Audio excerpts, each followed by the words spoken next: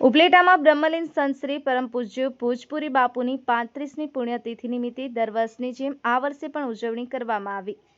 ઉપલેટા આજરોજ મોજ આશ્રમ મોજ નદીને કાંઠે આવેલું ત્યાં બ્રહ્મલીન સંત શ્રી પરમ પૂજ્ય ભોજપુરી બાપુની 35મી પુણ્યતિથિ નિમિત્તે દર વર્ષની જેમ આ વર્ષે પણ ઉજવણી કરવામાં આવી છે। તે દરમિયાન રાતના લોક ડાયરાનું આયોજન કરવામાં આવેલું છે। સાંજના 7 વાગે ભોજન પ્રસાદી અને સંતવાણીનો કાર્યક્રમ રાખેલ હતો।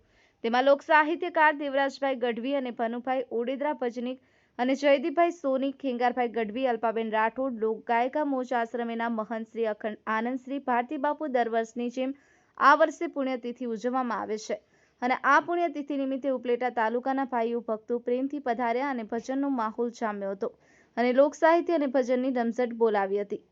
અરસીભાઈ આહિર, દેવ 24/7 ન્યૂઝ, ઉપલેટા।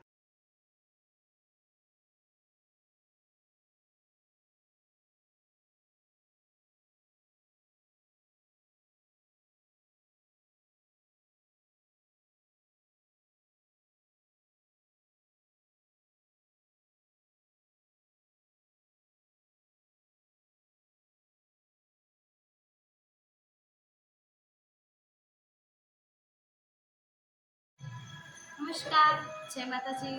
હું છું લોકગાયિકા અલ્પા રાઠોડ।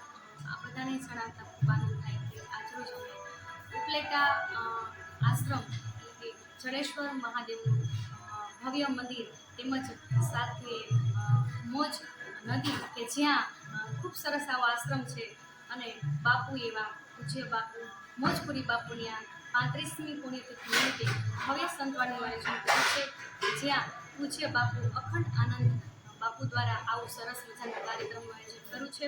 જેમાં અમે સૌ કલાકારો અમારી વાણીને પવિત્ર કરવા માટે આવ્યા છીએ, તેમજ બાપુના આશીર્વાદ પણ લીધા અને આ બધા ભાવિક ભક્તો સાથે મળીને સંતવાણીની મોજ માણી એ બદલ આપનો પણ ખૂબ ખૂબ આભાર।